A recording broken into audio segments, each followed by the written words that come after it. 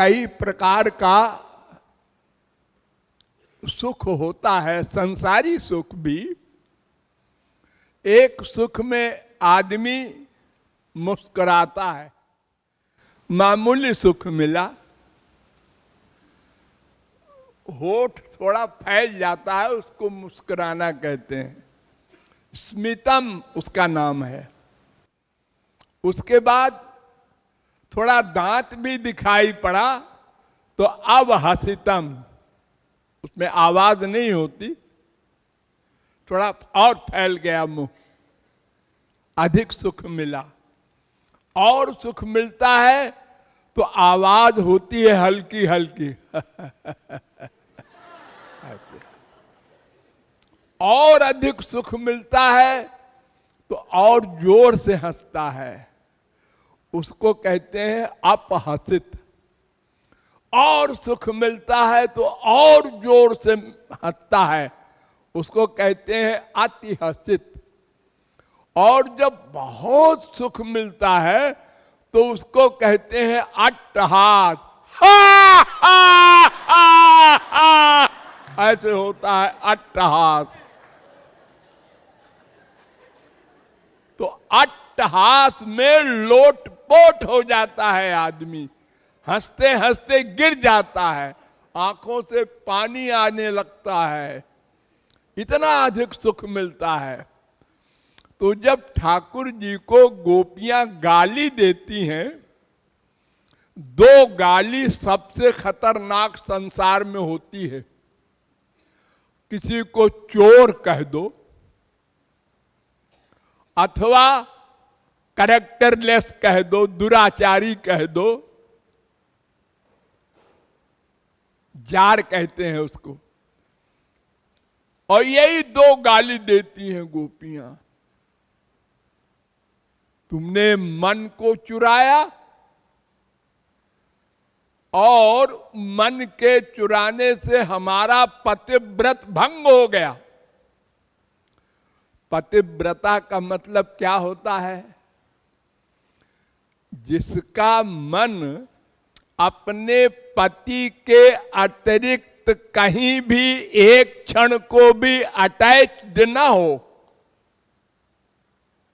उसको पतिव्रता कहते हैं। ऐसे गुरुव्रत होता है, पितृव्रत होता है, मातृव्रत होता है, भगवत व्रत होता है। तो किसी भी व्रत का मतलब है कि उसके अतिरिक्त और कहीं मन का अटैचमेंट ना हो। बड़ा कठिन है ये व्रत। और कहीं मन का अटैचमेंट, मन का। हमारे संसार में पतिव्रता का अर्थ लगाते हैं कि शरीर से संबंध और कहीं ना हो, तो वो स्त्री समझती है सारे जीवन कि हम पतिव्रता हैं, चाहे दिन भर लड़ती रहे पति से।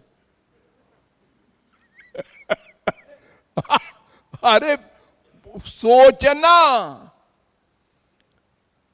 पति के खिलाफ या गुरुव्रती गुरु के खिलाफ या भगवत व्रती भगवान के खिलाफ सोचा, व्रत भंग हो गया। इतना कठिन है। एक स्त्री धान कूट रही थी, बाहर से पति आया, उसने कहा अरे ओ पानी पिला दे। तो उसने मूसल ऊपर ही छोड़ दिया वैसे ही, ये सुनते ही तो मूसल वैसे ही टंगा रहा आकाश में। वो गई, पानी ला के पिला दिया, फिर मूसल को पकड़ के कूटने लगी। पड़ोसिन बैठी थी, उसने कहा ये तो बड़ी जादूगरी है, इसने कहीं मंत्र वंतर सीखा है। तो उसने पूछा कि बहना ये कैसे किया तूने कि वो मूसल टंगा रहा? उन्होंने कहा कुछ नहीं, मैं पतिव्रता हूं, बस उसी बल पर होता है ऐसा। अच्छा, तो मैं भी तो पतिव्रता हूं। उसने पतिव्रता का अर्थ वही लगाया कि शरीर से और कहीं संबंध नहीं हुआ। तो वो गई घर अपने, उनने पति से कहा देखो मैं जब मूसल ऊपर उठाऊं तो तुम पानी मांगना। तो उसने कहा क्या मतलब इसका? मतलब अभी समझ में आ जाएगा। मूसल टंगा रहेगा ऊपर। अरे बड़ी जादूगरनी है हमारी बीबी तो उन्होंने कहा ठीक है तुम मूसल उठाओ। उठाया उसने ऊपर को, उसने कहा पानी लाओ, उसने छोड़ दिया और नाक के ऊपर लगता हुआ नीचे गिरा। अब तो उसको गुस्सा हो पराकाष्ठा का।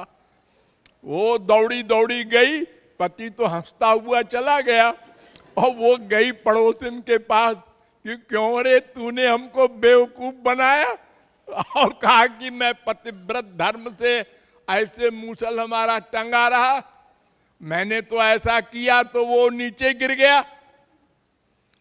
तो उन्होंने कहा अरे बहना तू पतिव्रत का अर्थ नहीं समझती, जिसका मन भी और कहीं न जाए, पति के खिलाफ न सोचे।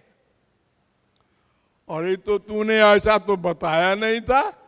और तो मैं तो 2500 बार डांटती हूं पति को, लड़ाई होती रहती है हमारे यहां। तो ये बड़ा कठिन है। तो गोपियों का प्यार इतना अधिक था कि वो भगवान एक सेकंड को नहीं मानती थी। अरे भगवान तो छोड़ो, हमसे अधिक हैं ये भी नहीं मानती थी। हमारे गुलाम हैं। स्त्रैणम चानुव्रतम रहा, भागवत में लिखा है कि वो समझती थी एक स्त्रियों का गुलाम है। स्त्री सुंदर देखा कि बस फिसल गया, ये ऐसा लड़का है। और यही भावना रख करके डांटती थी, क्या चला रहा है पीछे पीछे बेशरम। चोर जार ये शब्द सुनकर विभोर हो जाते थे कि चोर तो उसे कहते हैं जो अपने स्वार्थ के लिए किसी का सामान चुरावे। और मैं तो जीवों का मन चुराता हूं उनके कल्याण के लिए, मुझे क्या मिलता है उसके गंदे मन से? ये लोग हमको चोर क्यों कहते हैं? अरे चोर शब्द का अर्थ होता है किसी का नुकसान किया। और मैं तो नुकसान करता नहीं, फायदा पहुंचाता हूं जीवों को, अनंत आनंद देता हूं। और जार कहते हैं हमको लोग। जार यानी क्या?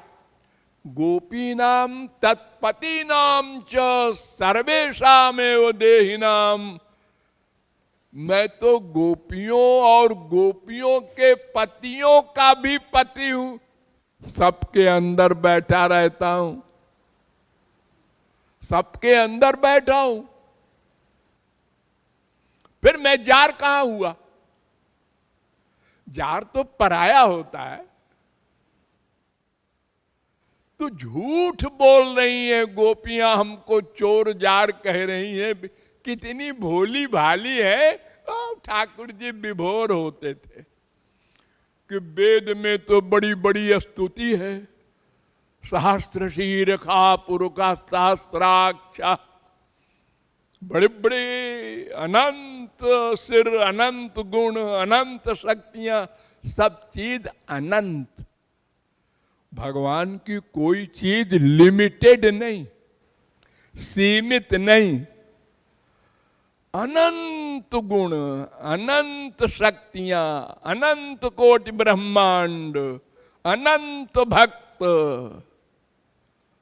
सब अनंत अनंत है उनके यहां सामान।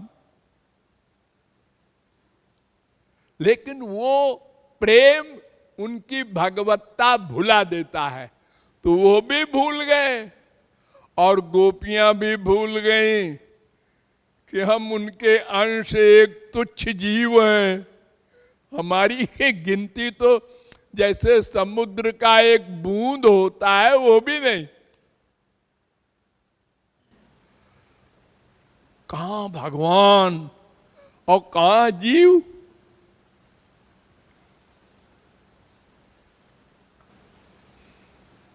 तो भगवान लोटपोट हो जाते थे, इतना सुख मिलता था उनको उस गाली को सुनकर। दुर्भावना पूर्ण गाली से दुख मिलता है आप लोगों को भी। वही शब्द अगर बिना दुर्भावना के आपके लिए बोला जाए तो सुख मिलता है आपको।